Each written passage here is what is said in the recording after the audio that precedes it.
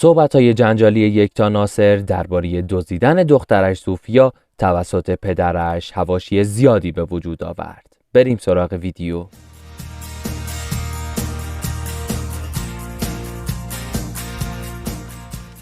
یکتا ناصر چند ساعت مانده به لحظه تحویل سال 1403 با انتشار پستی در اینستاگرام درباره اختلافاتش با منوچهر هادی پیرامون حضانت دخترشان منتشر کرد.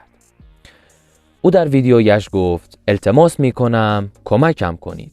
10 سال است کتک خوردم و تحقیر شدم. 2 سال است جدا شدم. دخترم را پدرش دزدیده. در این مملکت وقتی زنی فرق نمی کند چه کسی هستی. که بخشی از این ویدیوی یکتا ناصر را هم اکنون می بینید. ساعت 12 شب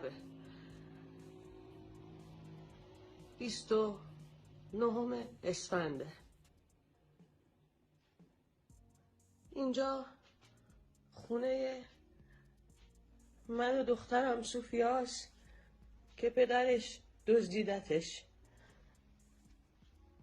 ببینین مادرها، ببینین برای بچم سفره 7 سین چیدم، کلی براش خرید کردم.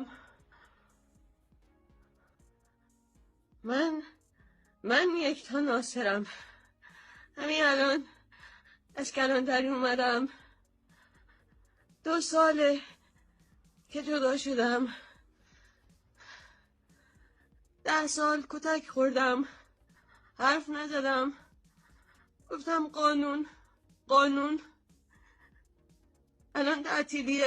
به من میگن بچه تو برده، صبر کن. خواهر منوچهر هادی به این صحبت‌ها واکنش نشان داد و گفت یکتا ناصر بدون اطلاع منوچهر هادی طلاق گرفته و از او خواست پستش را حذف کند. خواهر منوچهر در کامنتی زیر پست یکتا نوشت سلام یکتا جون، چرا چنین حرفی میزنی؟ همسرتون همه جوره ساپورتتون میکنه. درسته جدا شدین ولی خدایی براتون کم نمیذاره.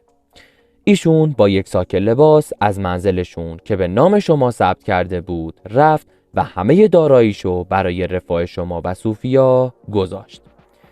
ضمناً شما بدون اطلاع ایشون رفتین و طلاق گرفتین چون حق طلاق داشتین. بعد از 1 هفته مادرتون به مادر شوهرتون زنگ میزنن و میگن بیا پسرتون رو از خونه دخترم ببریم. واقعاً اشتباه کردی عزیزم. همه زن و شوهرها اختلاف دارن، دلیل بر جدایی نمیشه.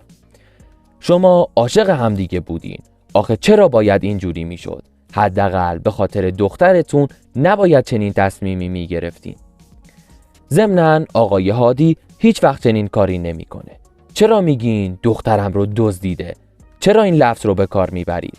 خواهشاً این پستتون رو حذف کنید. نه در شأن شما و نه ایشونه.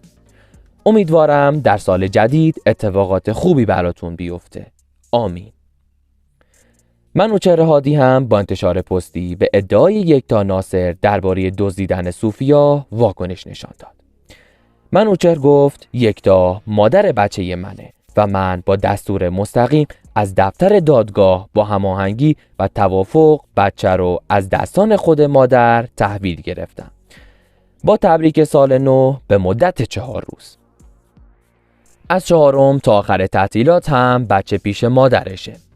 اگر قرار من آنچه شما میگید باشم و یک طرفه قضاوت شم اشکال نداره. کامنت من با شجاعت بازه. خیلی چیزا هست که نمیشه گفت به خاطر دخترم، به خاطر آبروی مادر دخترم.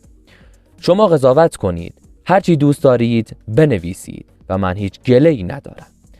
کل اتفاق اینه 4 روز بچه پیش منه چون من از 5م سر کارم و مادرش خون است.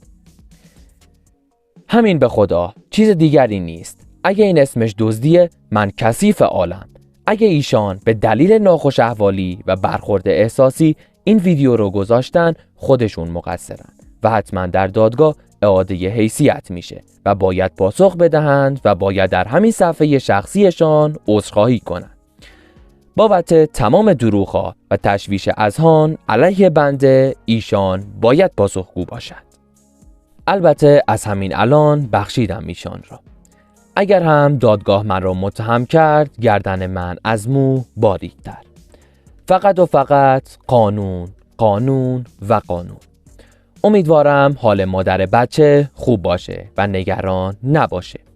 هم تلفن هست، هم ویدیو کال. اصلا شرایط بغرنجی وجود نداره. بهترین و شادترین لحظات زندگیشو سوفیا داره میگذرونه و 4 فروردین پیش مادرشه. به شرف و احترام همه مادران از سمت من کل اتفاق همینه. بازم عرض میکنم به احترام سوفیا و آبروی مادرش چیزایی هست که من سکوت میکنم. البته که مادر سوفیا نجیب و خانوم هستند و در تمام مدت زندگیمون متعهد و وفادار بودند. مشکلات ما چیزهای دیگری بود که اصلا صلاح نیست اینجا گفته بشه. از صمیم قلب بهترین ها و بیشترین آرامش رو برای مادر سوفیا میخوام. دمتون گرم تا اینجا ویدیو با ما همراه بودین. اگه نظر یا پیشنهادی داشتین داخل کامنت ها بهم بگین. لایک و سابسکرایب هم یادتون نره. شاد و سرحال باشید و خدا نگهدار.